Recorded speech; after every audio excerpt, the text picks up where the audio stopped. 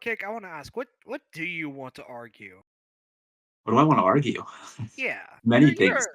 In fact, you're an argumentative guy. I want to know what are you you know arguing what? about today? Actually, you want to know the biggest argument I've ever had in my entire life? It's been going on since middle school till right now, and it hasn't I been Yeah. concluded.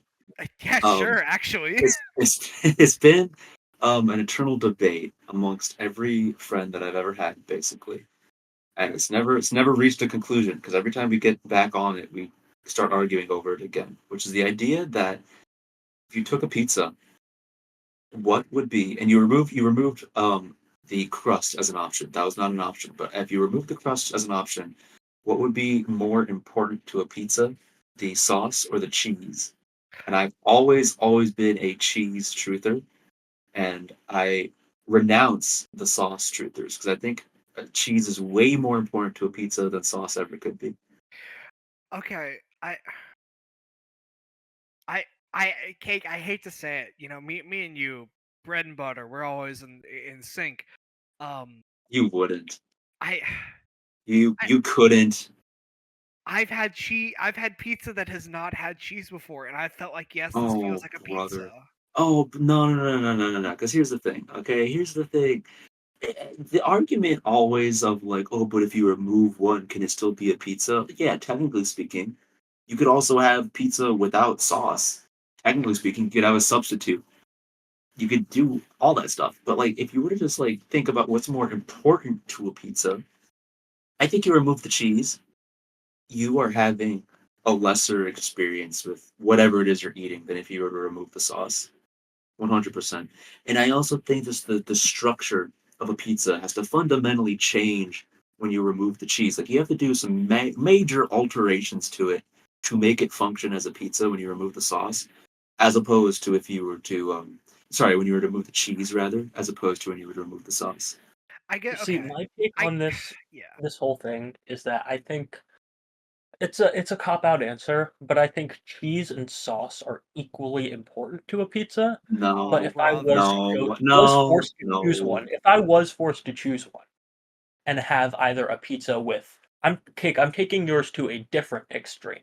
Even though this may Okay. not be what you're talking about, I'm thinking if I had a pizza with the best sauce in the world but terrible cheese, or the best cheese in the world but terrible sauce, that's Hmm. a really tough one. No, actually, see, in that case, like, yes, the cheese is awful, but there's something about the sauce that's so striking with a pizza.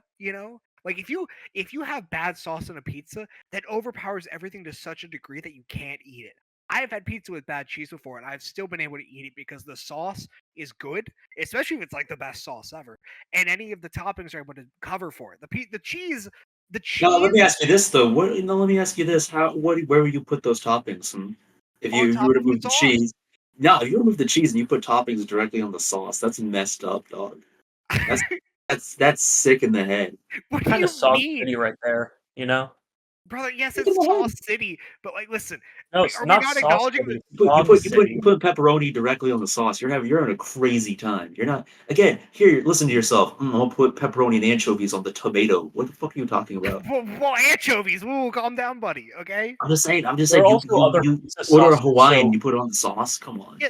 Also, we're using the word sauce. That is a general thing. There are many sauces. And there are many that's cheeses, the one but I thing that's the it's one way I would it's say what's more sauce important. wins, because there are so many different, like, types of sauces that you could put on a pizza, as opposed to just marinara, and cheese, it doesn't always serve the same purpose on a pizza, but 9 times out of 10, it will be Let's see the thing. closely You related. okay? You're always going back to like okay. All right. So it always comes. All right. So look, I got some things to say. your your nails are like digging into your chair. No, but Cake, I entirely Dude, understand I've your been point. having this argument for decades. And look, okay, here's the thing. Okay, I get the taste. Naturally, it's gonna matter to a pizza, obviously, but that's like a subjective thing. And yeah, every argument's subjective, no shit. But like, there's like the question is not what tastes better; it's what's more important. And I think fundamentally, it is more important to a pizza the cheese is than the sauce is. You could have more variety with sauce, and you could affect how it tastes to you that way, sure. But as far as like the actual importance of every single item, I think the cheese takes import over the sauce beyond just the taste, because it also affects the texture. And I would argue that bad sauce does not affect the texture. Bad sauce can affect the taste. Cheese can affect both. I think bad sauce can affect the texture if it's too chunky, but I I was agree. gonna say, But I yeah, it think depends there's on one Really, thing like that we it's can not like all a crazy agree on. amount though. It's not like a crazy amount though. You get like wicked cheese with like a weird texture, and it's like that. I think Like there is that one thing that derails we it can more than I all think bad agree. sauce would. I What was think that? I think the one thing that we can all agree on is that we're leaving one very important aspect, as you mentioned, cake. We're leaving it out because it would dominate all others. I think the crust is the most important part of a pizza. Like Yeah, the that's the dough. yeah. obvious answer. Well, That's the because obvious answer. But the like, crust is legitimately like the ground it is built up. Like yeah, you that's why actually it's a cannot remove non-factor. that. Like if Yes. you It's a remove that, non-factor of it becomes a discussion. Just salad. making sure that Like everybody agreed. Yeah, you yeah. pick you're basically like the fence sitter if you choose the crust because you're just wanting to win. It's like, Ethan, nah, dude. you have gone from saying I believe they're both equal to saying I believe in the crust. You are like a master Yeah, centrist of this argument. No, it's but it's right messed up. now I haven't had time to think about this argument, but if I Cake is making a lot of really good points.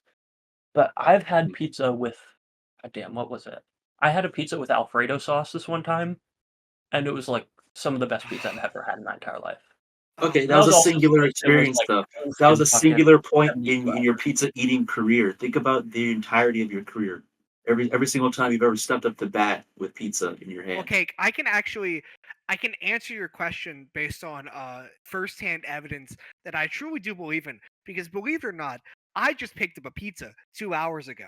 I got some pizza because I haven't had it in a while, and I got an email Mhm. saying, "Oh, your Ooh. points are going to expire soon." And I'm like, "Oh wow, I haven't gotten pizza in like 2 or 3 months. I should get a pizza." So I went and got a pizza. It was a good, salami and cheese pizza. Fucking, I'm gonna be honest, salami's a little bit better than pepperoni. It's just true. Mhm. You're not wrong. Um, I got good salami and cheese pizza, and I had it. And there were some areas that were a little bit lacking in sauce, and there were some areas that were a little bit lacking in cheese. And I can just tell you, the difference was very noticeable because with the cheese, it was a lot drier. The sauce is vital because it adds not only a flavor, it adds not only a texture, but it adds juice to the pizza. And a pizza needs blood to live, and the pizza's blood is marinara. Okay, you don't need skin to live, but you need blood to live. Nah, okay, but here's the thing. Here's the crazy thing about that. Okay, I think that the one thing that is we use like all these metaphors and stuff. We use like these wacky comparisons, but like mentally, and I get it. Like there's pizzas that exist without cheese, but like every single time that happens, there is like again, and I have to stress this, is like a notable alteration to the fundamentals of the pizza to make it so that it could be this way without the cheese. You don't have to change that much without the sauce because it's still structurally a pizza, and the only thing you have to change is like more minute things. Like again, yes, the sauce is naturally gonna be more potent because you're just taking a big old fruit and smushing it up. Like no dip. It's gonna be more potent. But like again, in terms of like structural integrity and actual like identification, like point at it, look at pizza, go there is pizza, I see it now. You can do that with cheese more than you could do it without, like with cheese lacking sauce than with sauce lacking cheese. I Okay, think right now the point that I'm at is that if a pizza only has cheese, it lacks in flavor, and if a pizza only has sauce, it lacks in texture. So I'm like, I don't even But know I think which if a is more pizza important. lacks cheese, if a pizza lacks cheese, and again, this is a wacky take, but I think if a pizza lacks cheese, it also lacks identity. I genuinely think that when you remove cheese from the pizza, it lacks a certain pizza-esque identity, such as when you bite into it and then the cheese gets all stretchy and it sticks out and you gotta like catch it with your mouth before it falls on that's the true. plate. That is true. That's true. Like you remove like these customary staples of enjoying the pizza, these cultural staples. When you think of pizza, you think of gooey cheese. You do not think of like explodey sauce. And more important, I think, also comes down to cultural stuff like that. The if you were to imagine pizza in your head, like you were imagining like an advertisement of it, I think the cheese is more notable than the sauce will ever be, and that makes it because inherently more the important. Because it's cheese on the is on top. top of the sauce. It's Not the just reason it's more notable is because these commercials tend to not dissect the pizza and rip off they don't tend to rip off the top layer of it. You know, that's certainly true. Yeah, you're absolutely sauce is right. You're sauce absolutely right. is You're absolutely right. a The pizza doesn't do formulaic. that. Yeah, you're absolutely right. The advertising doesn't do that, but that doesn't make it not true. We live in a world where the advertisers decided to do this. We can't change that. We'll never be able to change that. But that means inherently that it is more important as a result. You're not living in a hypothetical situation. It has that advantage, and it has to be acknowledged that it has that advantage. You are a pizza capitalist.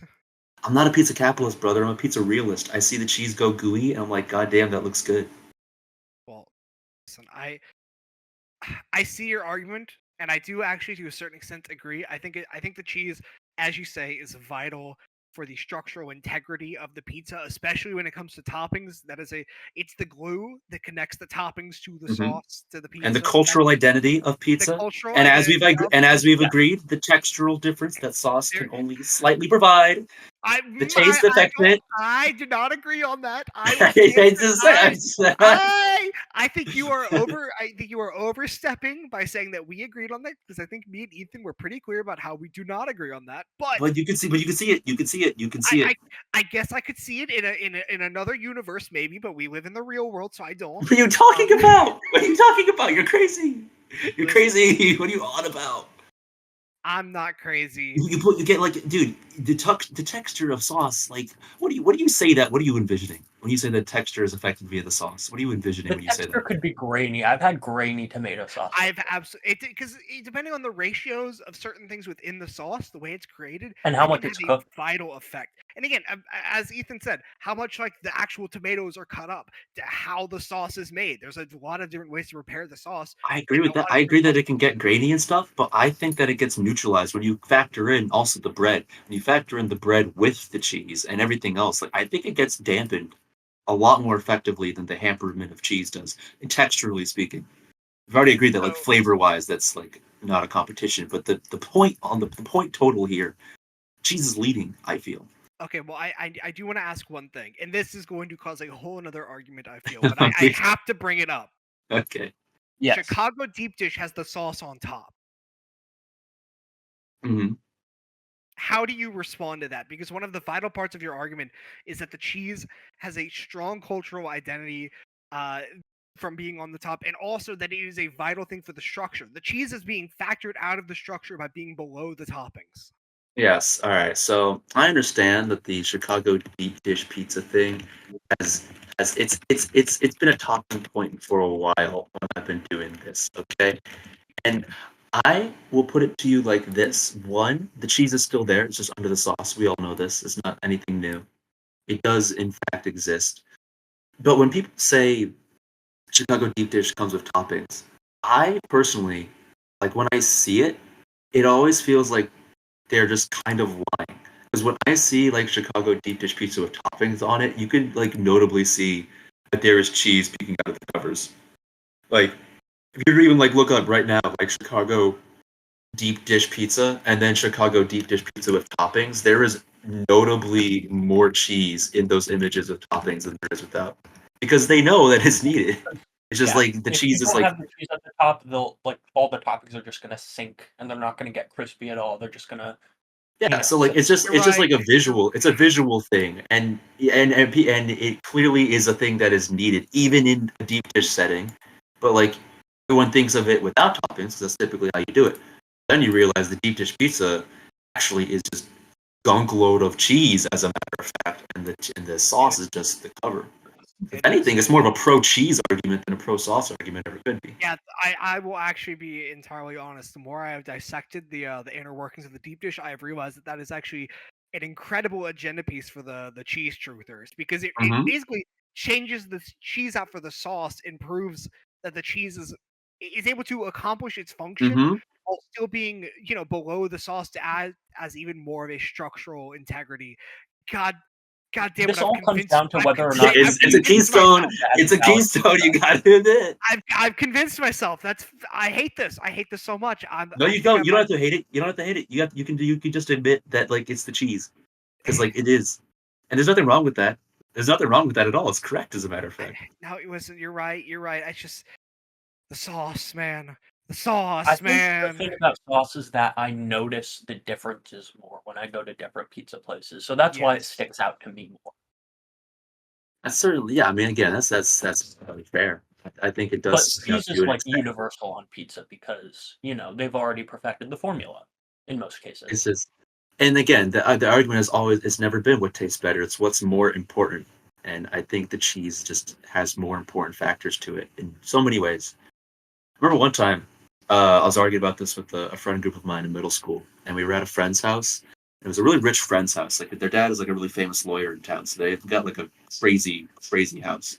But anyway, well, it's not that crazy. It's actually like pretty, like it's actually like pretty middle upper class. But I was shocked when I was there. But anyway, No, listen, um, I get you, man. I get you. yeah, no. Like, I walked into, it, I was like, damn, it's got 2 floors in it. And I was like, Yes, whoa. exactly. Yeah, I was like, whoa. Dude, I'm not What's even. going This on? is partially off topic. Not even kidding. My dream growing up was that one day I would have a house that has a second floor. That's what I'm saying. Yeah, I was like, what's going? Yeah. Anyway, they had a foosball table there, and we got into the cheese versus sauce argument. And because again, I can't stress how long this has been going on with people. But like, we had the cheese versus sauce argument, and I was getting really heated at it with a friend, as friends do. And the room was split. Like, we had an equal amount of friends on one side on Team Sauce and the others on Team Cheese. So the loudest member of Team Sauce, I was like, you know what? Let's take it to the foosball table, and we'll settle it this way. And we went up to the foosball table, and it came down to a dead tie. It was 9-9, and it was maybe the loudest room I've ever been in. It was so freaking loud, and I was actually sweating. And at the very end, at the very, very end, I won the tiebreaker 10-9. And I recall that as soon as the ball went into the goal, the friend I was playing against like let out like a pet killing scream. Like, I just ruined their whole life. And then I immediately felt my legs give under me, and I just fell. It was, Pressure was. yeah. Holy fuck! Yeah, Yeah. I didn't just fall. I fell to my knees. I got into like a squatting position, and I just looked down at the ground for a bit because it was one of the most intense experiences of my life. But I felt so vindicated. I felt so good about it. I was like, yes, it is the cheese. It is the cheese. You successfully defended Cheese's honor in Dude, that. Congratulations. it was brutal. The only time I felt like that was when I was playing air hockey with a friend on their birthday, and they're just like so cracked at it that it took me like 2 hours to beat them. Oh, But it pales in comparison. that's true. And I say you were able to defend the honor of Cheese. And this has been an incredible argument. But now, from the honor of Cheese, we must enter. Yeah, hey everyone, welcome to the Scramble Bunkhouse Deathcast. We must enter Yes. the honorless end for the Scramble Bunk Deathcast. Yes, sir. 20 minutes in, let's go. Minutes. Yeah. Oh man. Well, Yeah, welcome to this Scramcast, fellas. This is All right, episode so what? 16, I believe. 16. 16. Woo. Wowzers.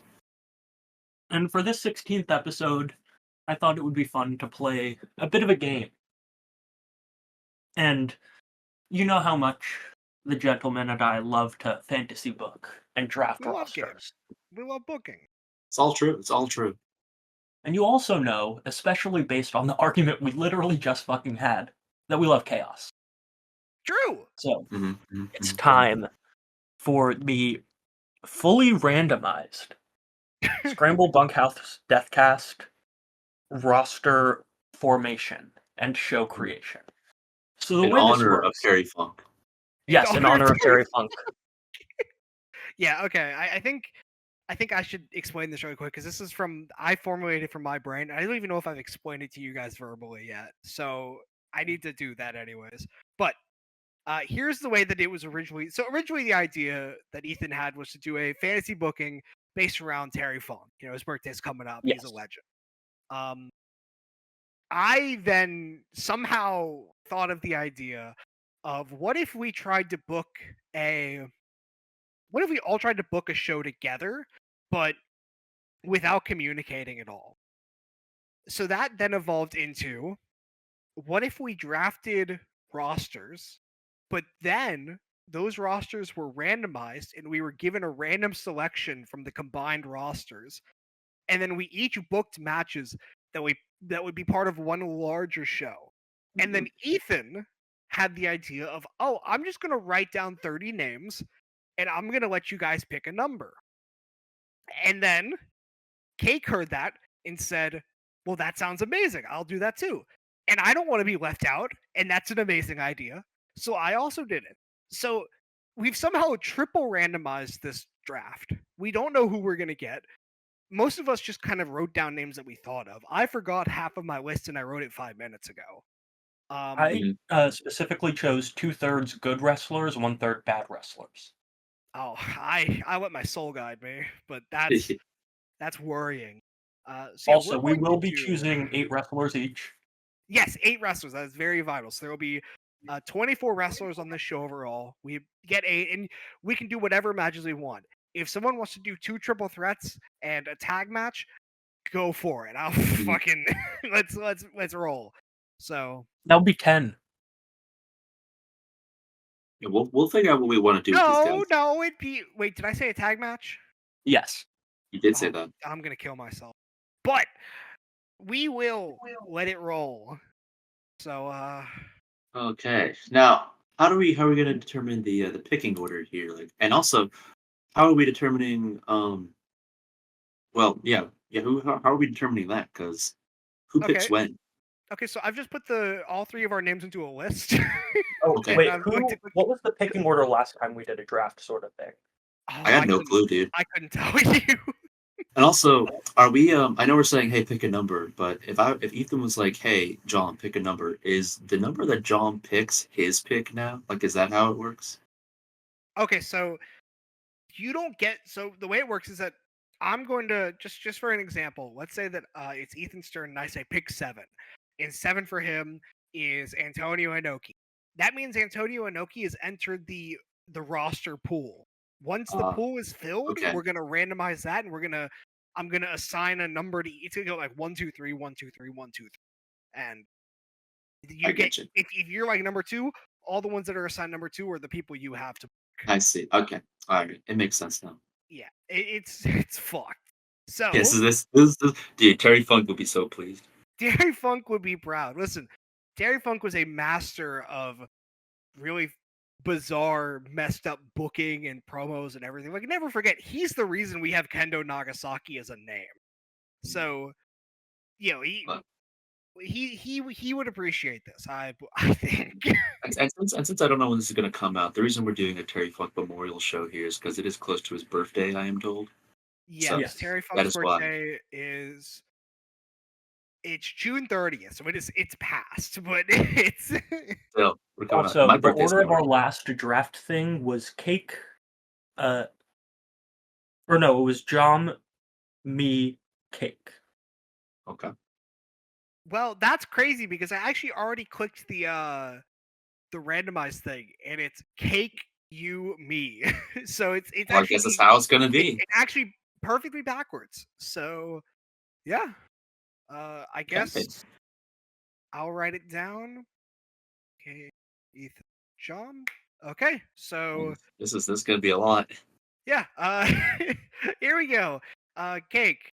Hmm. I mean, I guess How about this? We'll do it this way. Person after you gets to pick. Ethan, what number is Cake picking? 9. I guess that's a good way of doing it. 9. All right, let me pull up my sheet here. I actually haven't seen what the randomization is yet. I just immediately copied it and then closed the tab. So, number 9, entering the Terry Funk Memorial Tribute Show in Cornican Hall. It is Doink the Clown. Oh, which one? Whichever one led the mini Doinks in that Survivor Series match. Was that Matt Bourne, or was he gone by then? I think so. It might be, but it was that specific era. So that one particular era of Doink. Okay. That's him. That's who we got. I think. All right, John, what number are you choosing for me? 17. 17? Oh, that's the man that we talked about before recording this. 17 is Gato. Oh, Gato. Gato. All right. The legend. The The goat. legend, the GOAT, the absolute master booker, The master of the craft, dude. the master of the sheet, and the master of the clutch. What's the name? Okay, before we continue, John, before I pick your number, Yes. what's the name of this guy who's holding the phone? Who's presenting this? That's Bill. Okay, Yeah, cool. Bill. What's up, Bill Steamboat? Whoa. Yeah, familial ties. Well, Cake.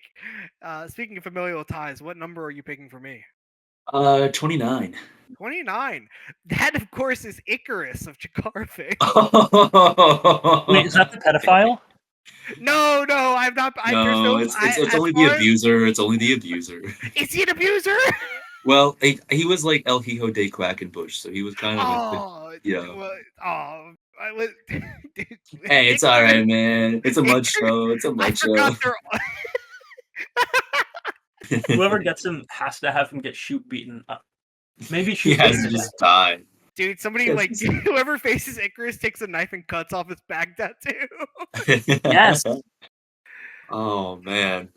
All right. Oh wow. Wow. I think Ethan, you were picking for Cake now. That's true. Hey. 1, 2, 30. I will take your 13th selection. Oh, lucky number 13. None other than Ring of Honor icon, the Beer City Bruiser. He's Oh, hell yeah, I making love his that way. Yeah, everyone loves the Beer City Bruiser. How can you not? Who does not love the Beer City Bruiser? I mean, this guy, he's gonna cook up some crazy things, just like he did against that one guy. Against that one guy. I love I've when seen he him at comes out every with. ROH show I've been to live. He's the best. Really? Yes. Wow. Okay. Literally just- every single one. Okay, I'm wondering, like, when did he come into Ring of Honor? Like, was that? I think it was Sinclair, right? It was, but just. I just put up this cage match. This guy's been around for like a long time, like since Yeah. 2001. Yeah, dude. Wow. Beer City Bruiser has been a super cooker, and people haven't Did he realized. debut before or after the tragedy? That's a good question. I should check. What is the tragedy? It's 2001. So. Oh, okay. Okay, so he actually debuted in May of 2000, but the first match on Cage Match of his is from August 2001. His name was Din T. Moore, and he beat a guy named named Chad Staples. Hell yeah, dude. Wow. Okay, his latest match at PWF the next episode, or not his latest because he's also fought Samson and Brian Blade, but it was against a guy named Tungsten Red with 2 Ds. That rules, dude. Yeah, That's awesome. I need to put him on my list right now. John, you need to make him a cage match profile right now. I do. I need to contact him and say, "Hey, Tungsten, how you doing?" Hey, Tungsten, brother. I'm working in Ethan, Germany. I believe Also, it's John, my it is your turn to review. select my wrestler. It is. I am going to pick 3. 3. Ooh, this is going to be a gift to whoever gets him. Alexander Otska.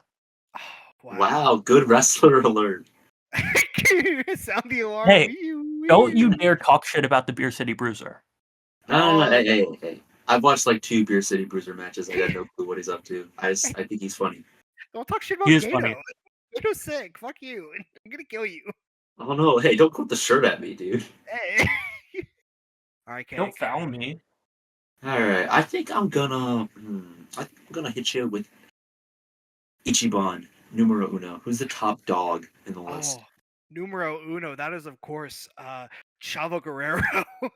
Alright, yeah. Ooh, Chavo. Hell yeah. That's a great pick. Yeah. Best in great. the family. Yeah, best of the family. And you're talking Chavo Jr., right? Yeah, I'm talking about Chavo Jr., not Chavo Classic. So I'm talking about Yeah. Chavito, baby. You know, Yeah. legendary ECW champion. I wanted old Chavito. I actually considered listing Chavito too. I did not, but I almost listed him along with Chavito. I mean Chavo Classic. All right, Cake. Yep. So I'm going to take the opposite of your pick. I'm going to take your number 30. My number 30, the last man in the bracket, the final guy you just squeaked through before the door closed, is none other than Mojo Rawley. Oh, Get Mojo hyped. Raleigh. Yes, Stay Yeah. hyped. Fuck yeah. Dude, the people are gonna go crazy for this one. Dude, where is okay? I was gonna say where's Mojo been? I forgot he had like super fucked long COVID, but Mhm. wasn't he?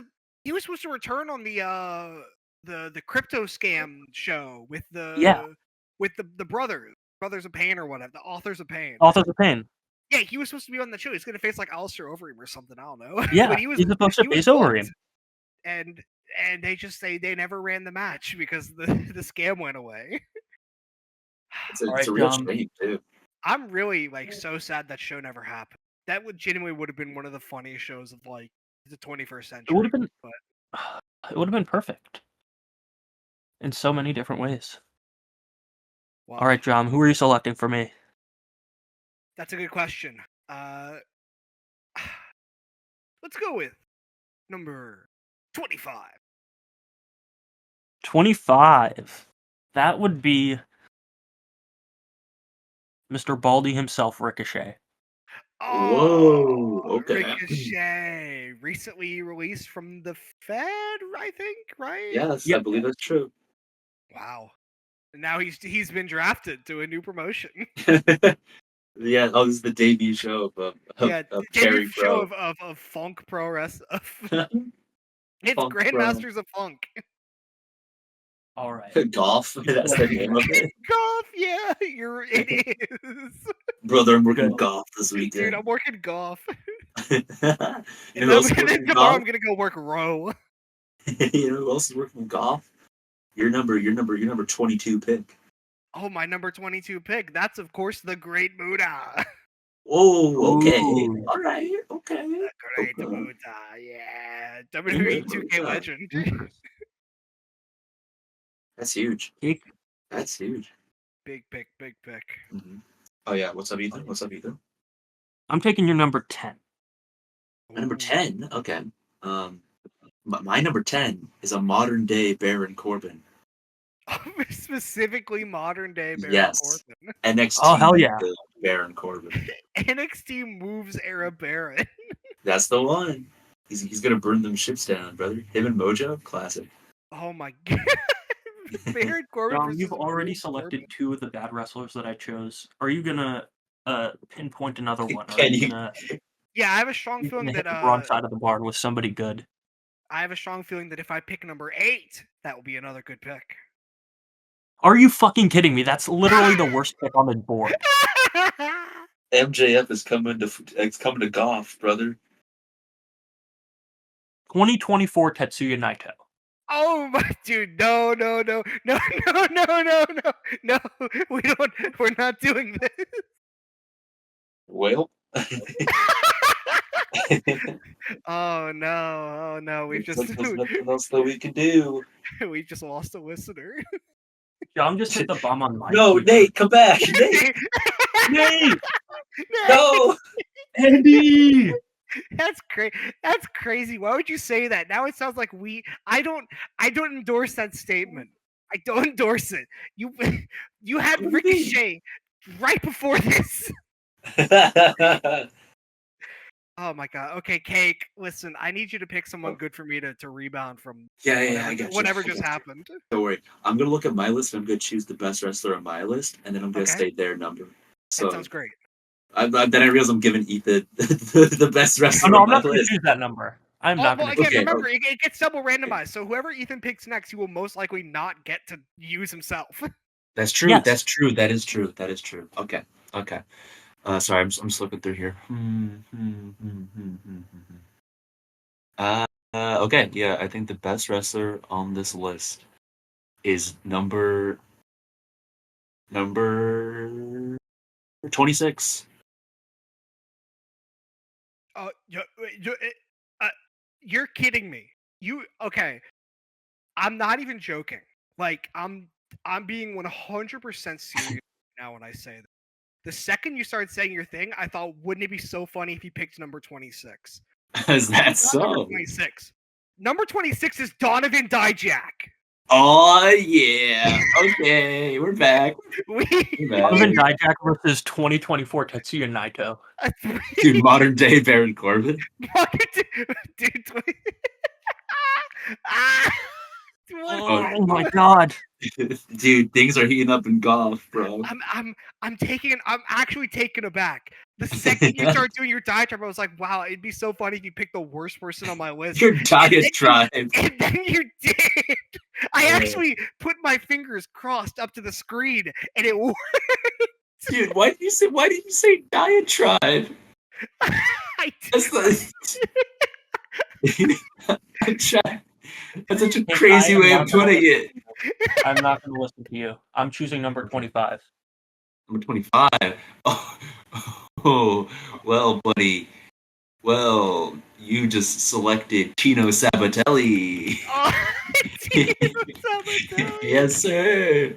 NXT icon. NXT icon, such an icon that I forgot he existed until now. Oh, wait, I misread. You actually got Ricardo Rodriguez. I was reading the wrong NXT number. icon, original Lucha Yeah, Dragon. let's go. I read the wrong Hell number. yeah. My apologies. Ricardo Rodriguez. I saw a clip of him in MLW recently. He was cooking. My sincere All right, apologies to John, the how are you going to Sabatelli hurt me this guest. time? Oh, I could hurt you in so many ways, Ethan, but I'm gonna pick number 21. 21. The Oh. funny number. Not bad. That's the Amazing Red. Oh, Oh. you know what? Yeah, that's a pretty swell pick. There we go. Things are looking up. Yeah, things are looking up. So Ethan, Somebody how can are have you gonna- Amazing Red and Ricochet do the Will Ospreay Ricochet Bless you. spot. Oh boy. Exciting times. I guess You now know If I you're what? lucky. If you're lucky. Jake. So Yep. You know what? I think Slim J would be a terrific addition to that match in a triple threat, and I know that John has him on his list at number 6. I do not have Slim J, but I have Sanjay Dutt. Okay. Right. Okay. Hey, you know That's a good substitution. That's a good substitution. Yeah, that's not a bad substitution at all, dude. I got no qualms. No qualms. No diatribes towards Sanjay Dutt. All right, Cake, I'm taking your number 20. I know, but numero 20. That's American Balloon. Oh, the legend. American Balloon's making his way to Garden of Funk or whatever we call this. Who is American Balloon? Garden of Funk? Okay, yeah, well, I'm gonna pass by that. You don't. So American Balloon. Let me find a picture of him and I'll send him in the chat. American Balloon was this indie guy. He probably most famously went to Japan. He worked fighting Ultimate Crazy Kings. He worked DDT. He worked Chikara as part of Team DDT. I just saw the clip of him giving somebody a tit pedigree. Yeah, that's his gimmick is that he has crazy boobies. He has ridiculous humba jumbas, and also he is now a writer for the WWE. Yeah, he's probably, I bet he was the guy who wrote the Bloodline. I really hope he is. It'd be really fun. Okay, so I will pick for Ethan McPillars, and I will choose number 23. Oh my god. Whoever picks this guy is winning. Or whoever gets this guy, rather. It's Shinya Hashimoto. Wow. Big Hash. Big Hash. Big Hosher. Alright. I think the last time we mentioned Shinya Hashimoto on this podcast, somebody gave a really bad cage match review of him. No, I think the last time we mentioned him was the Carlos Colon incident. Oh my god. I think that was it. Yeah. All those many moons ago. Many moons ago. Cake. Yes. Bury me softly. Well, no. There's no burial to be done, as I'm going to choose a good freaking professional wrestler for you, my man. Okay. There's no ifs, ands, or buts about it. You're getting a good professional wrestler right here. And a good professional wrestler can only be found at lucky number 20. No, number 17. Number 17. Great pick. Doug Basham. Yes. Let's go, dude.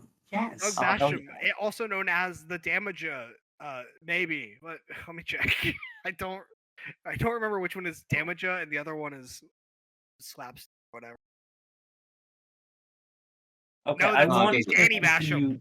Great. My number 17 has already been chosen. It was Gato. Dom's number 17 was just chosen. Cake, who is your number 17? My number 17, brother, that's none other than Freight Train. Oh, the freight train. Oh, Freight Train, he's coming in. He's pulling Freight the train. station, baby. Oh Choo-choo. my. Choo to the choo. Biggest choo-choo. Holy. Wow. This is huge. That's a pretty massive pick. Speaking of massive picks, Ethan McPillars. If I remember correctly, your number 30 has been chosen. My number 30 has been chosen. Has your number 29 been chosen? Or no, sorry, my number 30 has not been chosen. Oh, well then go that's number big. 30. My number 30 is none other than everybody here's favorite wrestler. Oh, that's for at least like a half of a day. Well, not favorite wrestler, but favorite wrestler to talk about. It is the legendary third student, Kentaro Oki. Okay. Oh, Kentaro Oki, the legend, dude. The actual legend. He had a crazy ass match with Umanosuke Ueda.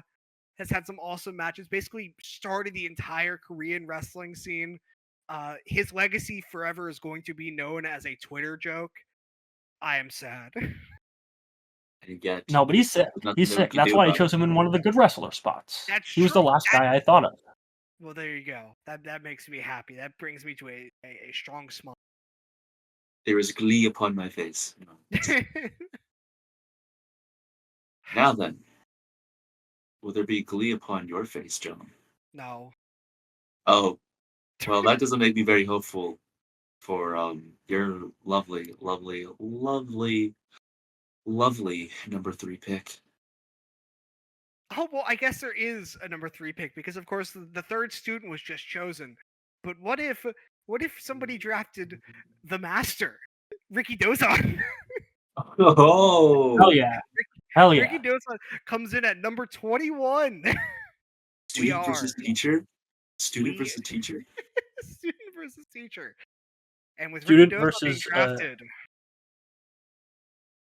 Student versus teacher, I agree. Ricky Dozon versus 2024 Tetsuya Naito. Dude. Okay. So true. Are you calling 2024 Naito a stabbing victim or something? Is that the joke here? How about you think about this? What if the real student of Ricky Dozon is my next pick, Ethan? Have you considered that? Oh, that is true. Oh, I haven't. Ethan. And I haven't. You, Ethan McPillars, you will be starting the final round of picks. Pick a number for Cake. It will be the last one off of his list. The last pick and the last official canonical Ricky Dozon student in history. Wow. Did I already choose your number 7? You have not. Well, then I'll take number 7. Number 7 is Scramcast Icon. Your version of Sex Ferguson from the fantasy booking round. What? Fuck 7 was your creator wrestler of Sex Ferguson, and you made the Skim indie guy that one time. Oh god, that's pretty. So you just gave somebody Fat Terry Funk. Yeah, you basically did. I had the other ones too. I had the Albanian Big Boss and the Indonesian Creature on here as well. But it seems that you got the luck of the draw, Ethan. You're funny guy. I made it in. Oh yeah, dude, that's incredible. Well, I didn't really get the luck of the draw because we don't know who's getting who. Yes, nobody got the luck of the draw. I could get the Ethan McPillars edition of Sex Ferguson. Oh my god, Sex Ferguson versus the American Balloon, but Sex Ferguson just starts sucking on his tits and that gives him more power. Popeye style. All right, dude. Okay. All right. You didn't even know who American Balloon was 2 minutes ago, bro. I am mesmerized. Now you're out here doing this? Okay. Okay. All right, Ethan McPillars. I just need to check. Was your number 23 drafted? Yes, that was Shinya Hashimoto. Okay, I see. Was your number 14 drafted? No. Okay, with that in mind, I choose your number 15. Fuck you. Okay. Somebody almost got Vader, John. Somebody almost got Vader. And now they'll have to settle for Jimmy Uso. Jimmy, oh no! Oh, that's the jump gambit. It didn't pay off. It didn't pay off. I got whammy. All right, hold on. One second. I just need to check something. So that was, let's see, 1, 2, 3, 4. Half of your selections were my bad wrestlers. Only a third of my wrestlers were bad wrestlers. Hey, what can I say? I got the magic touch, baby. I got the magic touch. And you got some magic fingers and choosing options too, because I think I'm gonna pick your best wrestler on your list right now, John. Oh? I'm sending everyone home happy. The last drafted member of Funk Pro is none other than number 2. Number 2. It's fucking Rhino. It's Rhino. Oh yeah. Yeah. I'm writing yeah, Rhino yeah. all caps. Yep. Okay. Here's another Motherfucker. question. Here's another question for you. Yeah. Are we gonna show the also rans, the people who could have gotten picked but did not? I Are we think leaving if that you to have time in history? if you have some people you want to mention, I think that's fine. Yeah, I'll mention some people from the list that you think would have been interesting add to the lineup. I had a couple. Okay, John. Or Kate, you can go first because I want John to be very sad about what he possibly missed out on. Yeah, sure. I had a couple of wild picks. I had Mike Seidel on here. Oh wow. Oh, As we already mentioned, the Indonesian creature and the Albanian big boss were also options. Among them was also Dr. Britt Baker, DMD, the Doctor, Dunn and Marcos, respectively, of Ring Crew Express. Oh. And also, I was really hoping one of you chose it, but I had Angel El Demonio on here as well. Oh God, I'll be honest. I thought of him for a second, but then I was like, oh, I feel like I draft him every time. I shouldn't put him on my list. I'm glad you did. You always choose Angel El Demonio? Well, I feel like he's always on my mind. I don't know if I've ever actually drafted him, but I'm always considering him. Well, for my list, because I'll let Ethan go last, because I know he wants to make me sad. Let's start with some positive. Of people that were not drafted from my list, this includes Mads Kruger, Oh, wow. Nick Burke of CZW fame, Ooh. Sam Shaw, Damn it. Osamu Nishimura, Ultraman Robin. They said Ultraman Black for a I second. was about to say Ultraman Black, but I realized I'm an idiot. David Flair, Silas Young, and then my number 30 was Great Muda, but the one that's in all caps, and it's Johnny Stamboli pretending to be the Great Muda. Fake Great Muda. Yeah, big Great Muda. That's a great way to put it. Yeah. Yes. Well, Ethan, make me sad, bro. All right. So first, I'll make you a little bit happy. Okay. The people that you could have gotten, or we could have gotten, but were luckily spared from, were, let's see, 2024 Kota Ibushi, although that would have been better than Naito. I'm going to kill you, bro. Please stop. This is brutal. We almost had Zawinga. Zawinga! Oh. And John, you should be very happy that you chose 23 instead of 22, because that's Corey Graves. Oh, well, no, I'm sad because Corey Graves had a cool theme in NXT. Oh. All right, now you want to be even sadder? You missed Tarzan Goto, Stan Hansen, Koki Kitahara. Let's see, Vader, obviously, Terry Funk, and Atsushi Onita. That is sad, but are any of those guys actually better than Jimmy Uso? Most are saying no. Yeah. Yeah, most are saying no, but Yeah, I just wanted those you to guys know. sound good and all, but they're wrestlers. Do they know how to make cinema? Okay, buddy. I think we should, for the randomizing, should we be on like the Cake is 1, I'm 2, John, you're 3? I think so. I'm gonna do that the same way. 1, 2, 3, and I'm going to randomize the list, and then I'm going to assign the number. I'll click it now. Also, should we just let everybody know the full roster right now? Yeah, I'll run them down. So we have Doink the Clown. We're not exactly sure which one, but one of them. Gato, Icarus, Beer City Bruiser, Alexander Otska, Chavo Guerrero, Mojo Rawley, Ricochet, The Great Muda, Baron Corbin, modern day in NXT, Tetsuya Naito, the one that had a match a few days ago, the John Moxley one. Donovan Dijak, Ricardo Rodriguez, Amazing Red, Sanjay Dutt, American Balloon, Shinya Hashimoto, Doug Basham, Freight Train, Kintaro Oki, Ricky Dozon, the Ethan McPillars version of Sex Ferguson, Jimmy Uso, and Rhino. Goodness. That's Goodness a me. strong list if I've ever seen one. I don't think Funk could ask for much more. No, I don't either. Okay. And now, randomize the list.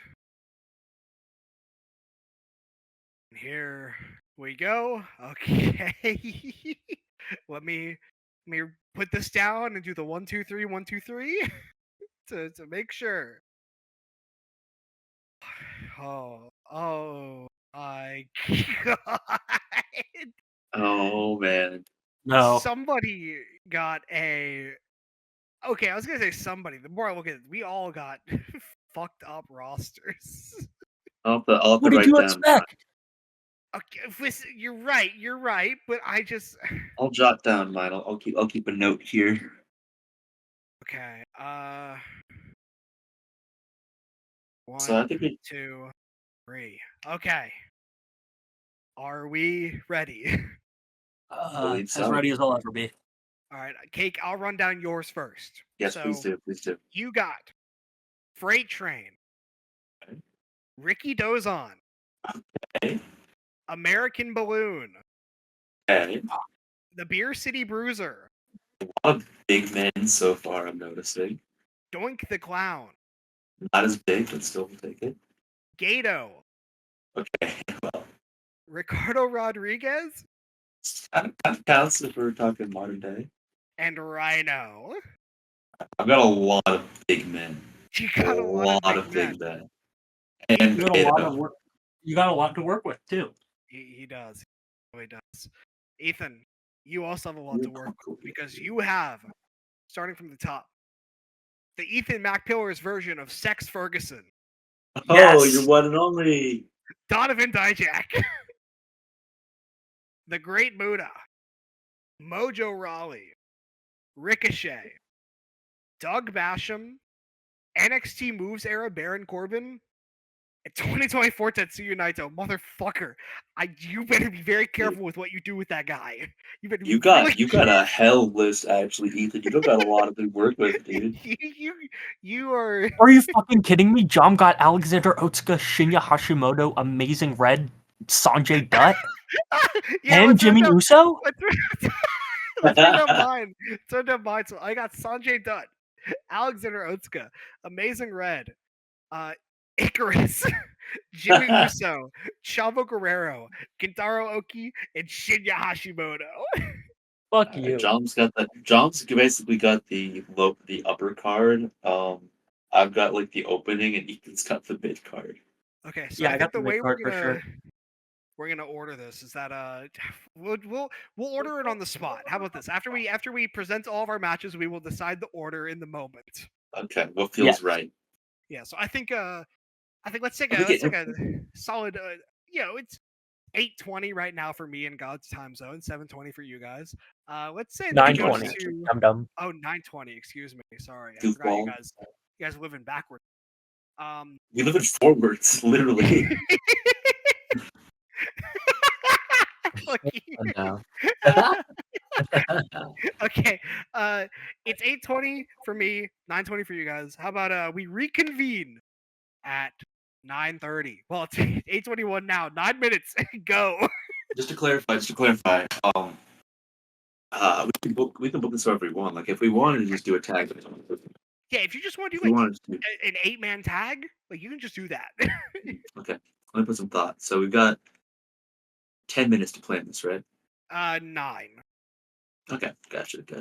Let's get to it. All right. Just in case Ethan forgets to edit this out. Ethan just 10 okay. minutes of dead air. Just in case that doesn't, I'll talk. Yeah. Just nonchalantly. In the meantime, what do you guys think? I'll scroll the air stuff.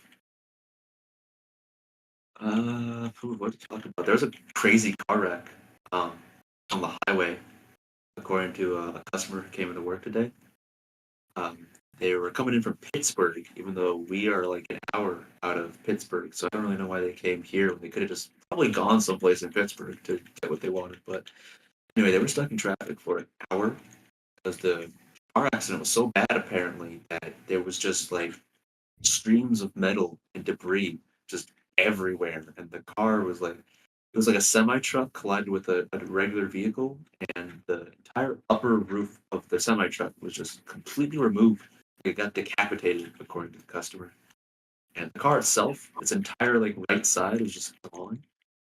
Um, I didn't see it because I live on the opposite end of town. I don't have to drive that road, but apparently it was so disgusting that it made her lose her appetite. Even though she didn't mention if there were bodies or not, which hopefully there weren't. Um, but kind of interestingly enough, I kind of wanted to see it. Um, there was a point in my life when I was really young. Well, not young actually. I was in high school, so I actually wasn't young at all. But I was going to a mock trial thing with my dad, and as we were driving, the car directly in front of us got T-boned crazy hard. It got hit so hard it did like a full 360 in the air, and like complete just got obliterated. And if that car was going one car faster, or the car that hit it one car slower, we would have been hit instead. I would have probably died because of the velocity, but I didn't. We were one car behind, and they were one car ahead. And not to sound crazy, it was one of the more cool things I've ever seen. And I can say that because nobody died. Nobody died. Everybody was Yeah. okay. Okay.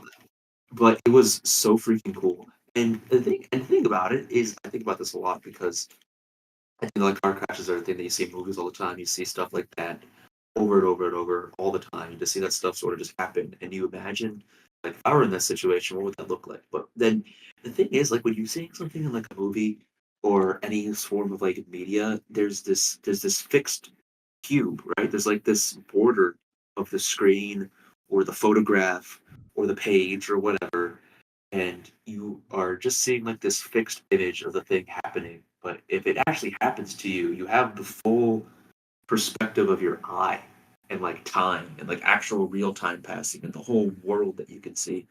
And like seeing the car accident like that in real time, just seeing this blur, like this actual thing moving so fast I couldn't physically register it.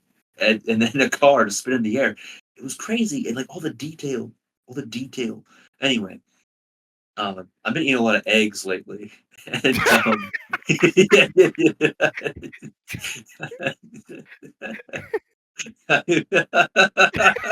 Oh yeah. Really? yeah.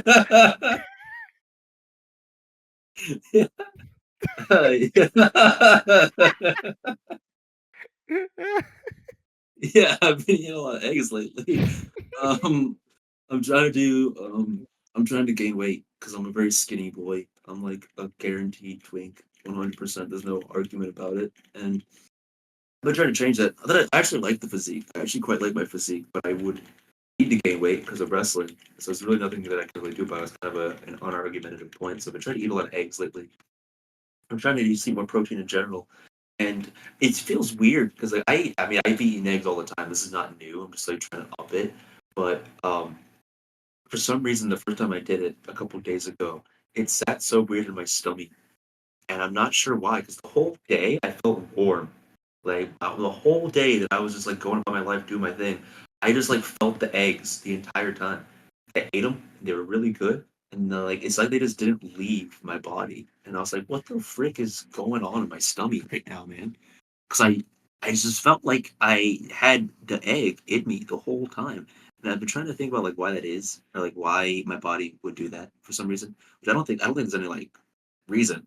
I don't think it's like I could just be like, hey, this is why I felt like I had eggs in my body the whole time.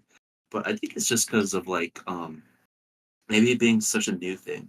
Because I'm like a real big same food practitioner, and I know that's like a thing that like a lot of neuro divergent people do, which I probably am. I've never been tested, but odds are pretty good that I am.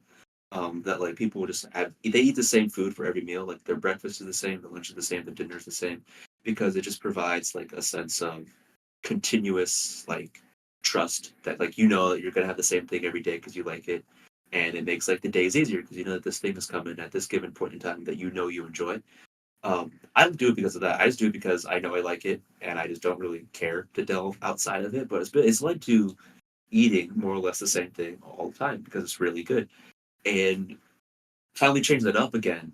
Maybe my body is just like, whoa, I recognize this thing, but I've never had it at this specific point in time, and now it's got to get used to it. Which is like a theory. I don't think that's true. I don't know if that's like a thing that could actually happen. Or maybe it can. Or maybe it can't. I don't know. It'd be funny if Ethan did actually figure the editing out. This was like all pointless and just gets cut. But in the event that it doesn't, yeah, but eat a lot of eggs and drink a lot of tea too. I'm a big tea guy. There's one you bring in that I think is the best tea, and that's Tehama. Or I think it's, I mean, I guess if you're like, if you don't know how to say things, it's like Tejava, which it could be. It could be Tejava, but that just seems wrong. So I say Tehava. And that is the best tea brand on the market, 100%. I have no doubt in my brain at all. This is the best tea in the game today because it's so good. So good. Like, I've been trying to think about why I think it's this way. I haven't come to a solid conclusion on why, because it doesn't really have a flavor. It's just really, really well brewed tea. I think, okay, actually, here's what it is. It reminds me of this tea that I had back home called Flying Star. Well, the tea wasn't called Flying Star. It was a place called Flying Star that made really good iced tea. And I always loved it because it tasted like I was like drinking a liquid leaf. Um, like I could drink the tea. I was like, dude, I could taste the leaf in this tea. This is some real shit. And I think Tehava's like that, which I thought that like you can't really get that with like name branded stuff because it feels like it's so mass produced and like manufactured. It just seems like something that can't really be done, but it is done, and it's done like all the time because Tehava's so good. I know like Snapple and Arizona, and they got like the tea market cornered. But if there's one thing you could take away from the Scramble Bunkhouse Deathcast, if you take anything away from the Scramble Bunkhouse Deathcast ever in the history of this thing being made from now until whenever it stops, it's that you should buy a Tehava drink at least once. You should put your Oreos in the fridge at least once and try it because it's really good. Um, you should put garlic butter on bread as opposed to regular butter. That's also way better. You should put lemon juice in your eggs when you're like if you make scrambled eggs because that's what I always do. You should put lemon juice in the yolk before you mix it up because it makes it so much fluffier and cloud-like when you bite into it when you're actually done cooking it. And the Oreos in the fridge thing is like the stuff that happens to chocolate all the time. You put chocolate in the fridge, it just naturally gets crispier. And I think like whatever they put in like the cookie of the Oreo does the same thing. You put it in, and it just becomes like a solidified, crunchier, more impactful snack. It's like when you drink water after you bite into something sweet, it tastes better because the water is just taking the nutrients and just actively removing them out of the food and just putting them directly into your taste buds. But it's also more likely to give you cavities because then you're just drinking like liquid sugar. Anyway, it's 9:30. It is 9:30. Woo! We It's have 9:30.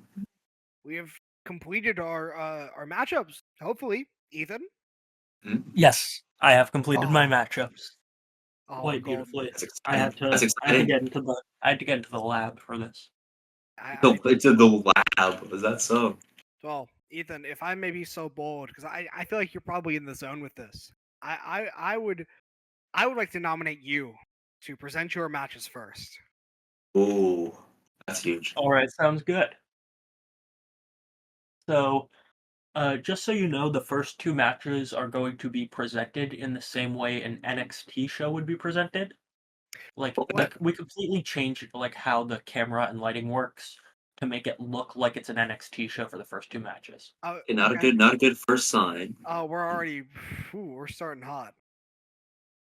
All right, first we've got Ricochet versus Doug Basham. Mm, Hmm.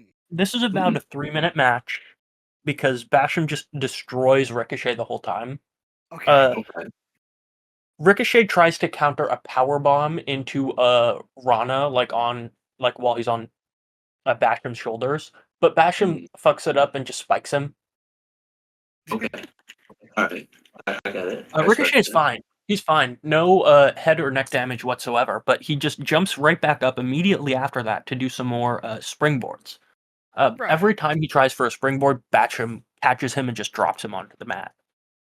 Ricochet gets like an arm drag or something, sends Basham to the outside, and then he goes for a tope. But when he's like going through the ropes, Basham does the Tenryu Fujinami thing where he just like punches him back into the ring. Okay. Okay. And then Basham hits a big boot on Ricochet by like just picking him up, like full dead weight, picking him up like a baby, throwing him a little bit into the air, and then just big booting him in the face. And then he hits another powerbomb to win. That's crazy. Wow. What a match. What a match, yeah. What a match. Doug Basham agenda, holy shit. Yeah, good for him. Good for him. All right. Are you guys excited for the next match? I suppose. I'm worried, but let me have it, bro.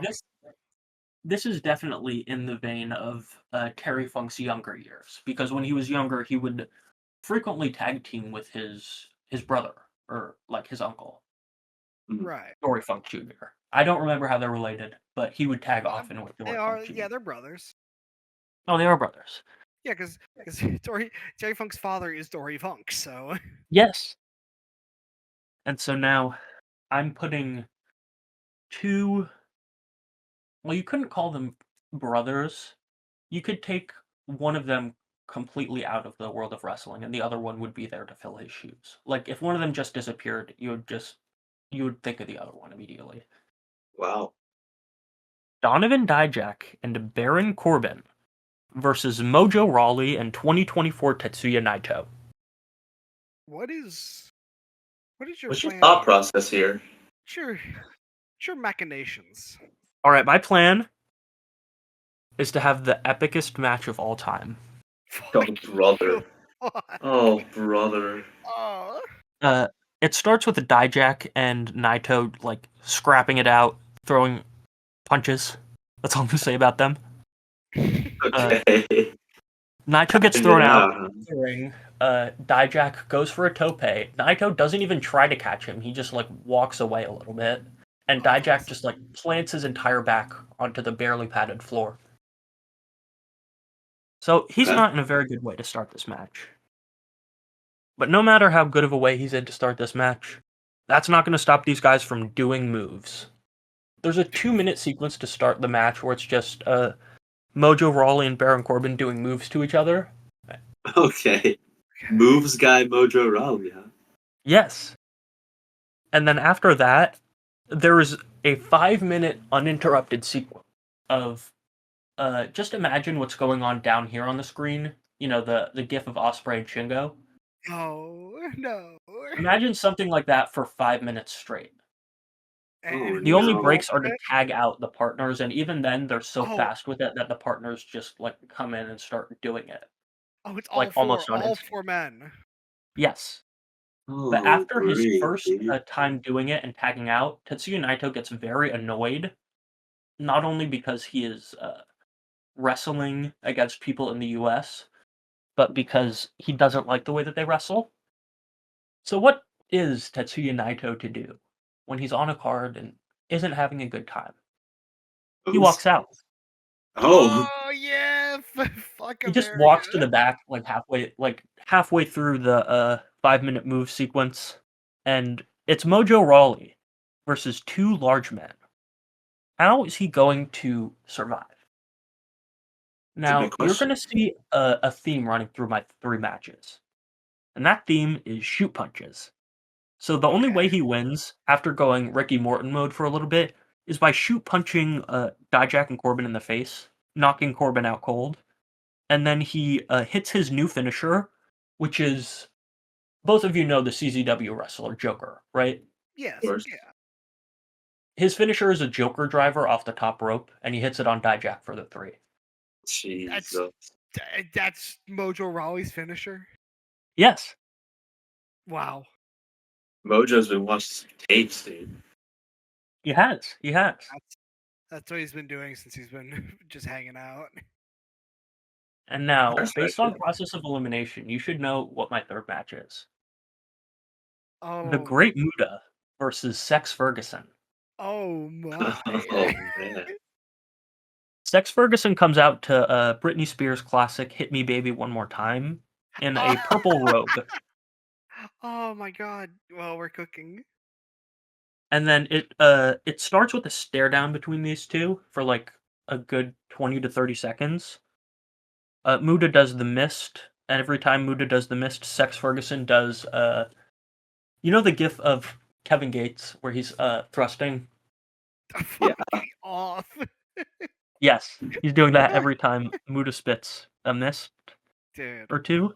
And then Muda just starts going insano mode. He does a bunch of I'm imagining this is like 1992, 1993 Great Muda. So Right. he's doing like all the springboards, elbow smashes, the kicks, the backflips, and Ferguson's just getting he's getting beaten up. He's doing the whole funk cell. People are watching, happy that Terry Funk's legacy will live on. Of course. Ferguson, he fucks up a couple of dives, and then Muda kicks him in the face every time he fucks up a dive, just to be like, you shouldn't do that anymore. This is my house. Right. But then Ferguson kicks Muda in the jaw, almost dislocating it. Wow. Okay. So now one of the Great Muda's great weapons, his Poison Mist, is no longer available. How will You he heard it defeat once. somebody as sexually charged as Sex Ferguson? How will we Well, do it? Sex Ferguson goes for a moonsault, but then Muda climbs up onto the top rope and hits an iffy-ass spider German suplex. Oh. Uh, Ferguson dodges a Shining Wizard and then goes a little bit apeshit on the Great Muda. And then Sex Ferguson goes for one of his signature moves, a package pile driver off the middle rope. But Muda somehow turns that into a Frankensteiner. Then he hits wow. the Shining Wizard and the moonsault for the win. Holy. That's some stellar work you got there. Yeah. That's wow. That's incredible. Well, I mean, I don't even know what to make of all that. I don't either. I mean, I'm happy there's an ebb and flow to your matches. You know, you start out with the powerful Doug Basham versus Ricochet match, and then you lead into the most epicest match of all time. Yes. The most epicest match of all time. This is awesome sauce style, and then Awesome sauce style. and then you end it with such a strong display of identity for the promotion. True, really, 3 matches that really encapsulate everything we're looking for in Grandmasters Everything of that Funk. Terry Funk stands for, you know? It's true. Oh right, that's what it stood for. Well, All right, well, I'm willing to go second because John, you've got like easily the most good people out of all of Yeah. us.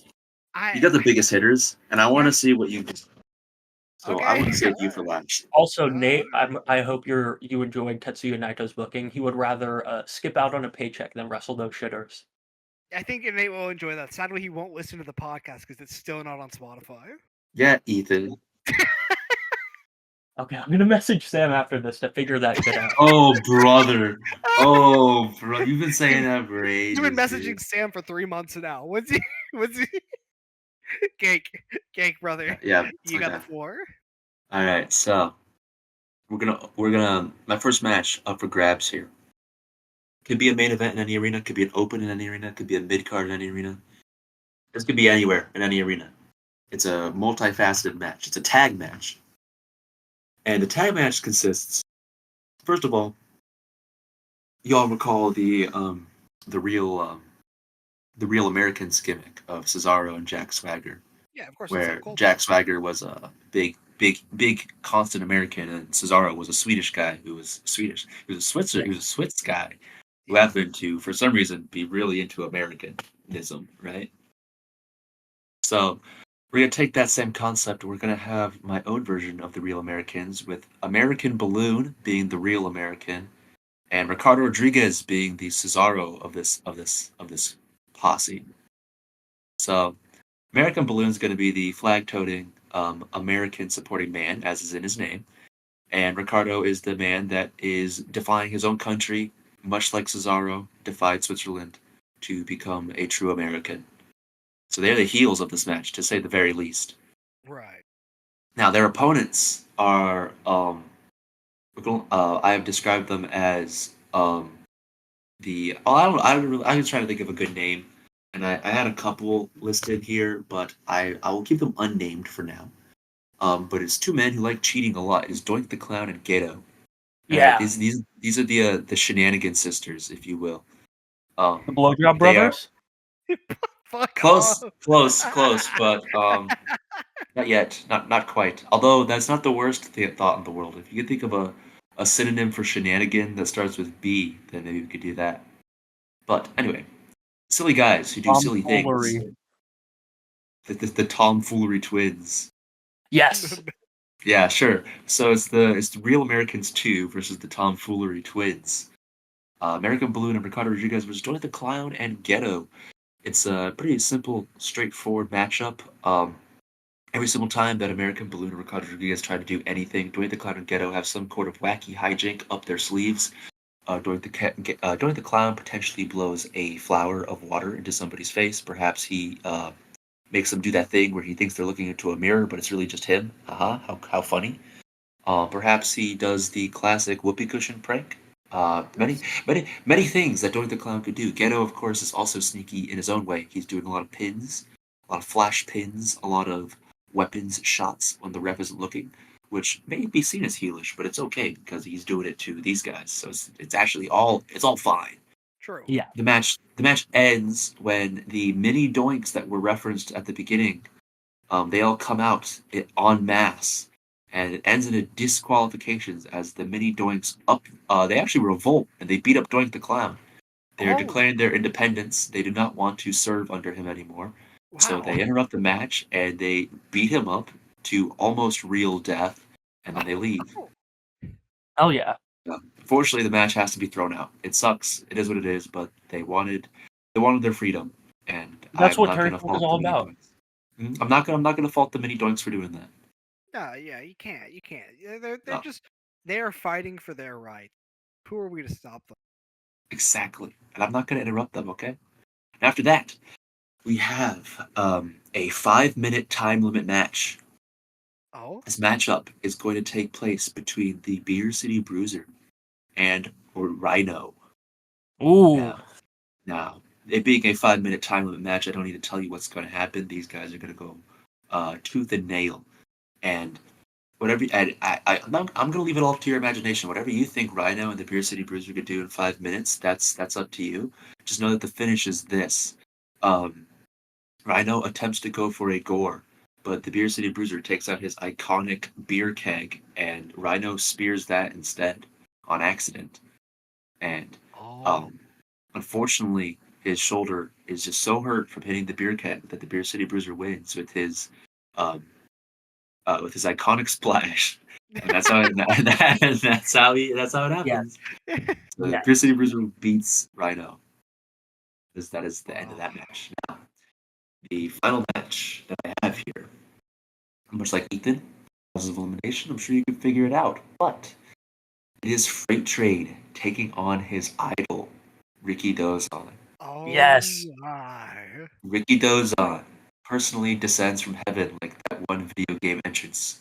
Yeah, the All-Star Wrestling one, yeah. Exactly, yes. He personally comes down from the Lord's light, radiant and in full splendor, like a golden lily.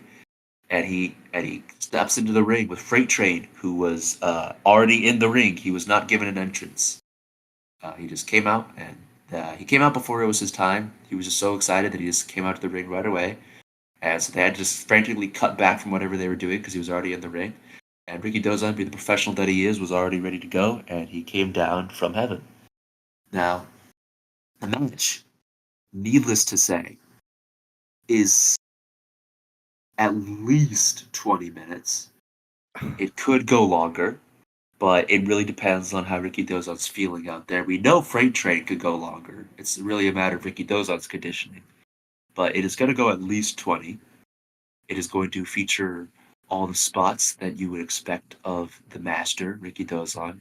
And Freight Train is going to do everything in his power to prove that he is a true student of the game. He's going to try and do all the holds. He's going to try and hit the Manjigatame. Yeah. He's going to try and hit the Coconut Crusher. Yeah. He's going to try and hit Kintaro maneuver, or whatever that is. Yeah. And he is going to try and hit Ricky Dozon's big moves as well. He's even going to try and emulate the Destroyer. And he's going to try and use one of Ricky Dozon's... Yeah, he's going to try and use one of Ricky Dozon's most feared opponents against him. And the match will, of course, end when, on the telescreen, a video footage from the... what's it called? The Destroyer's Japanese golf course, if you recall that. Ooh. The Destroyer has a golf course in America that he brought with him from Japan. I'm trying to remember what it was called. Hold on. I'm going to look it up right now. Just the Destroyer Wrestler. Yeah, Destroyer Park Golf. It's apparently Park Golf is like a more like casual form of golf that's popular in Japan, and so the Destroyer brought it with him from America, from Japan to America, and that's what he did up until he died. He just ran the small place called Destroyer Park Golf. And anyway, the TV comes on, and a live telecast from his Park Golf location is shown, and lo and behold, the similarly resurrected Fritz von Erich is on screen, and he cuts a blistering promo on Ricky Dozon. And Ricky Dozon is so taken aback at this man who has come out of the depths of hell and is attacking him from one of his most feared opponents' Park Golf location. A 4.5 rating on TripAdvisor, apparently, I'm reading. And he's so taken aback that Freight Train manages to win with an O'Connor roll. And that is how the match ends. There's a lot to take in. It's a lot to take in. Yeah, Fritz von Erich and Ricky Dozon are both revived canonically, according to this, for one match. Fritz von Erich manages to find the Destroyer's Park Golf location and uses it to intimidate Ricky Dozon. And Freight Train hits the single greatest O'Connor roll ever hit by anybody. I do appreciate that. Accurate to how it would go in real life. Fritz von Erich is granted a second chance at living for a short period of time, and does not use it to contact his family. No, Not at all. not even close. He immediately uses it to try and spite this other guy who I don't think he even fought. No, I need to check, but I'm not sure if Fritz von Erich ever.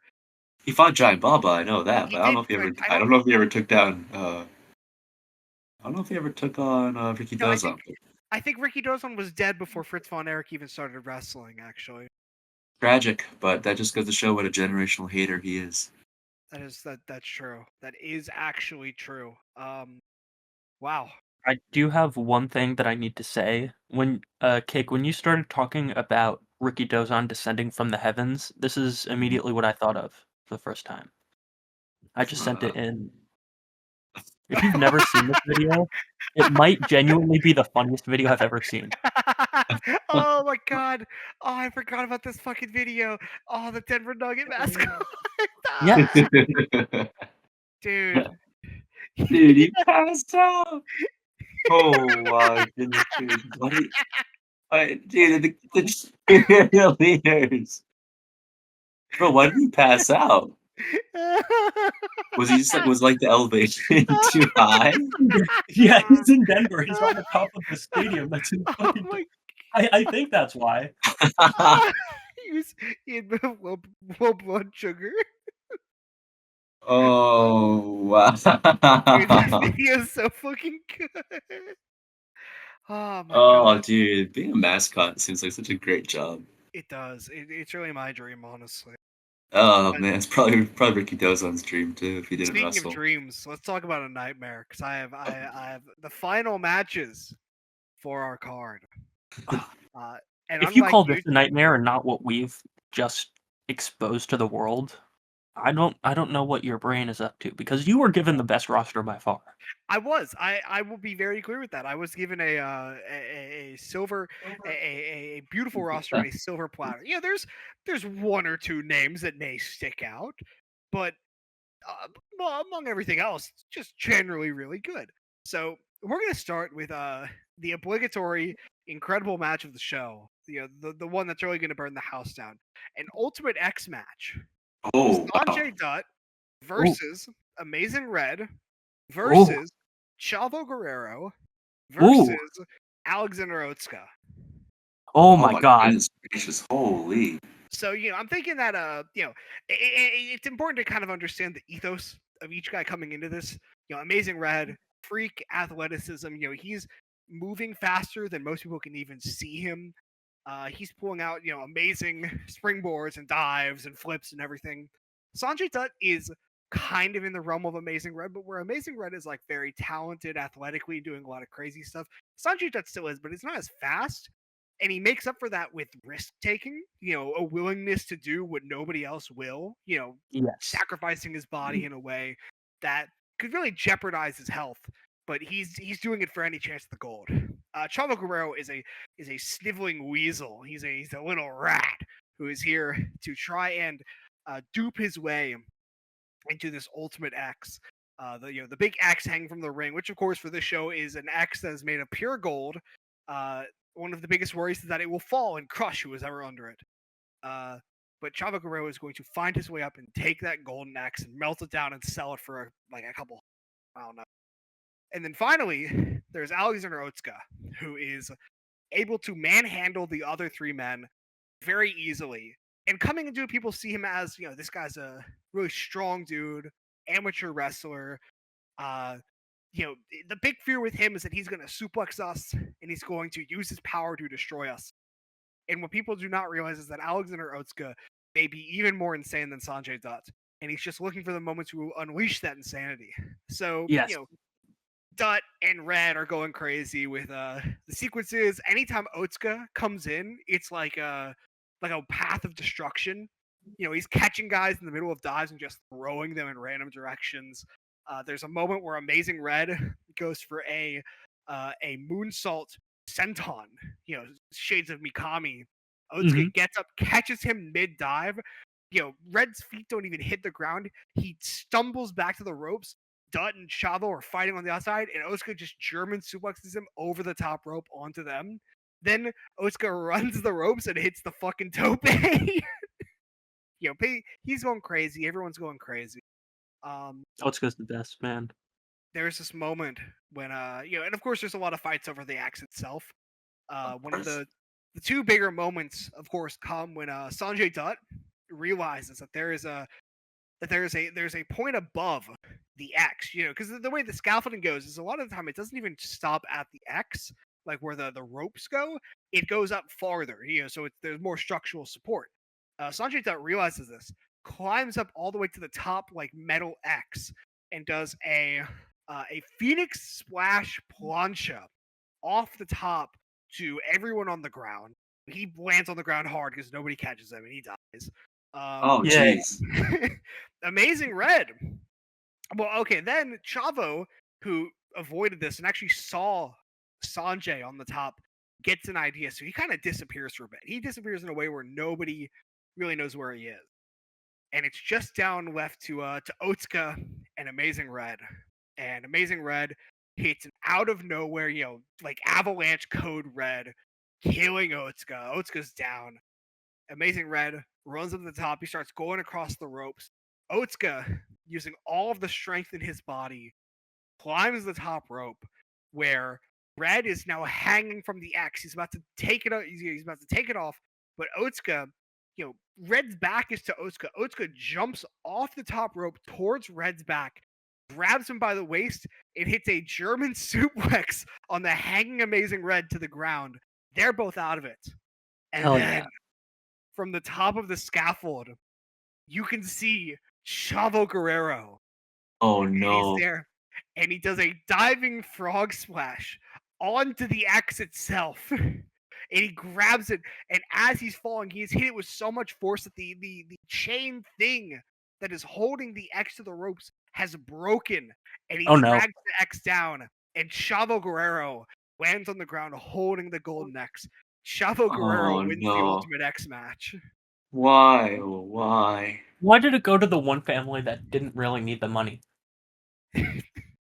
Well, Oh, you've got to be kidding me. Chavo Guerrero used his use his big brain to No. overcome the big muscles of Otsuka and the big flips of Red and the big concussion of Sanjay Dutt. I mean, this is just tragedy. Is what this is. And then our final match, because I actually don't have 3 matches, I have 2. Final match, which you can probably determine by process of elimination, is a tag match. And it is between 2 teams. The first team is the Ricky Alliance, as the son of Ricky Dozan, Kentaro Oki, teams with the son of Ricky Shi, Jimmy Uso. Oh my goodness. Oh, And that's they're a good one. taking on the team of Shinya Hashimoto and Icarus, also known as Fly High. Oh my God. You remember our deal, right? That Icarus has to die?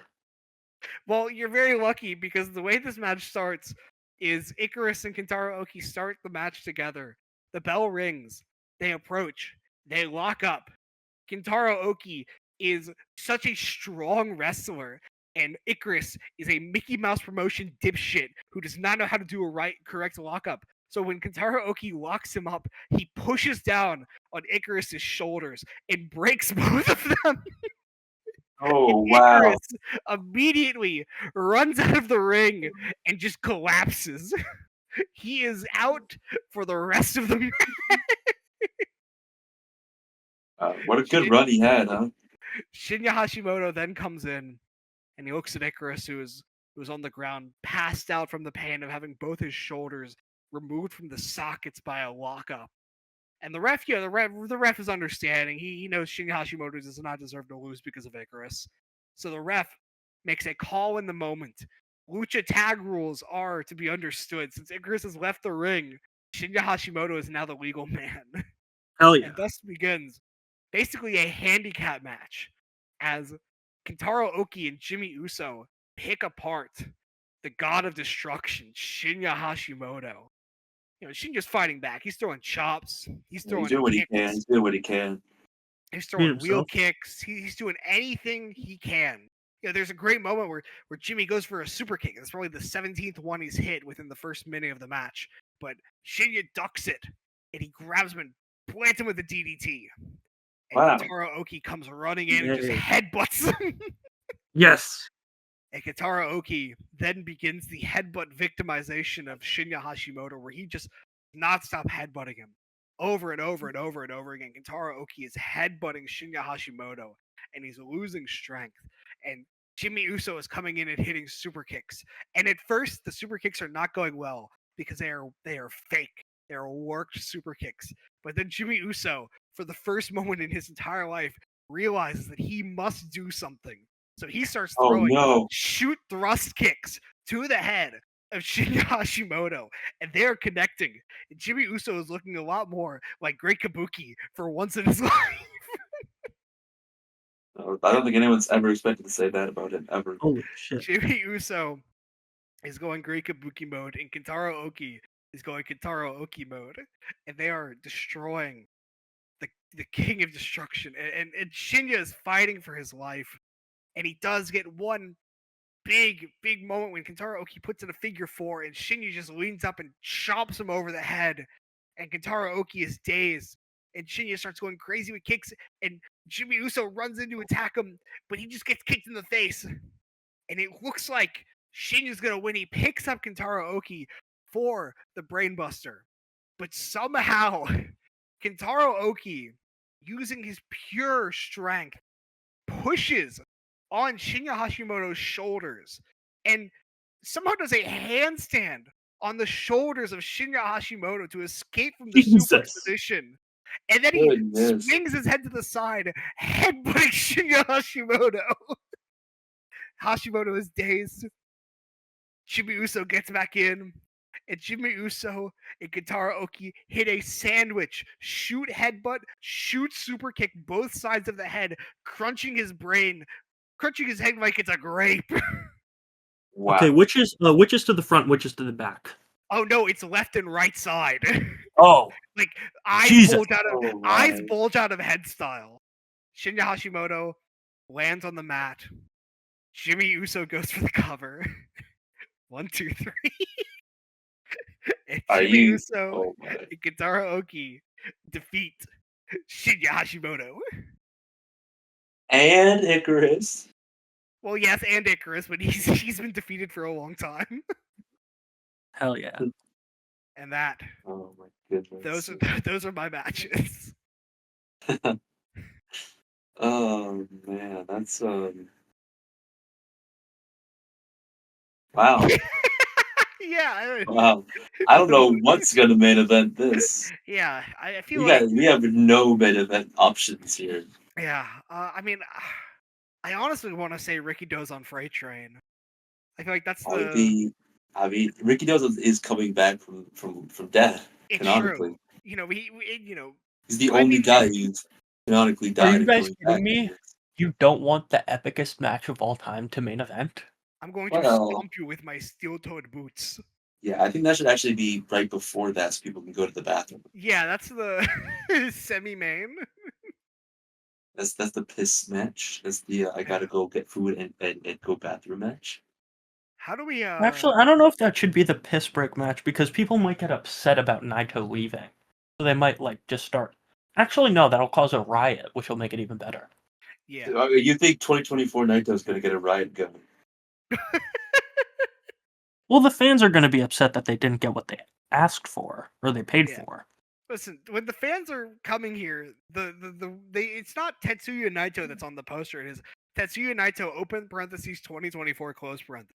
Like they are actually getting exactly what was advertised. And this also, I'm not sure exactly where this show is happening. I assume probably somewhere in Amarillo. You know, this is of course the Terry Funk tribute show. Yeah, of course. Lest we forget. I mean, these all have the spirit of funk in them somehow. Yeah. I do want to ask, what should be the show opener? You know, how are we gonna get the fans oriented? I mean, it has to be the Ultimate X match. I didn't want to say it, but I think Ultimate X might be the right way. You know, we start off It hot, has to be. start off big, and then it's all downhill. What should go Yeah. after the Ultimate X, though? How do we bring down the fans from such an enormous high? Doug Basham Ricochet. That's what I was thinking. I think you're right. Yeah, that's the way to do it. I think after that we should do a double cake, so we have the tag match with the Real Americans leading into Rhino Beer City Bruiser, because I feel like those two matches go very well together. Yeah, that'd be a good 1-2 punch for sure. I agree with that. Yeah. And then after that, Rhino Beer City Bruiser, John, do you want your tag, or should that be where we put Sex Ferguson Great Muda? I think Sex Ferguson Great Muda, and then the tag, and then the main event of then the tag of tag singles tag single, the traditional method of booking. I think that's a good way. So we have the singles of Sex Ferguson and Muda, then the Ricky Alliance versus Fly High, then your tag match, and then we finish it with Dozer Freight Train. Freight Train main event in the Terry Funk Memorial. That's so classic. I mean, in a way, So Freight fair. Train is the lineal Terry Funk. Yes. That's true. You got a point. Ethan. Can you put Freight Train back on the phone? Put it back on the phone. Put it back on the phone in editing. Get him back on his phone. Our GOAT Freight Train. The winner, by the way, the show's gonna close out with him winning his hand held high. Yes. Japanese wrestling style, it ends with the show promo, or the show ending promo with the winner. So you get a Freight Train promo where he calls out Yo Jane. He calls out Fritz Von Erich, dude. He calls out Fritz Von Erich. He's like, "You bastard! I wanted to win fair and square, but you've ruined my glory. Fritz, I want to see you at the next Grandmasters of Wrestling or Grandmasters Empty arena match at the golf park. Yeah, I want to see you empty arena match at the golf park. Sadly, Freight Train does not know that the immortality potion that we have given Fritz Von Erich only lasts an hour, so he's already dead. But he's already booked his ticket to the Destroyers golf course, and he will be fighting somebody there. Freight Train is going to have somebody do a seance so he can fight the ghost of Fritz Von Erich. Or is he just going to start beating up random people there? That's the big question. One of them's got to be Fritz. One of them's got to be Fritz. He's using magic to disguise himself. He's scared of the freight train. Wow. Wow, wow, wow. Wow, wow, wow, wow. How do we even close out something like this? I think the only proper way of closing it out is I think we need something that really personifies Terry Funk. I think that's what we need. We need something that personifies the one and only Funker, the guy who has given so much to this business. But what could that be? What could we possibly present that would give a great happy belated birthday to this man? Hmm. Do you want to sing happy birthday to Terry Funk?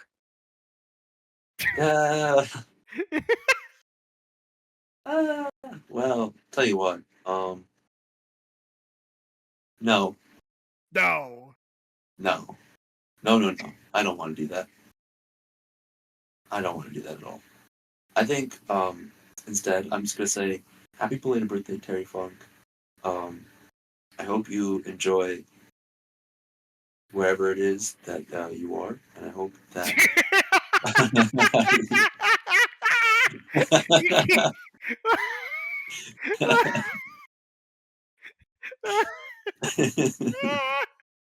You can't say that. What do you mean?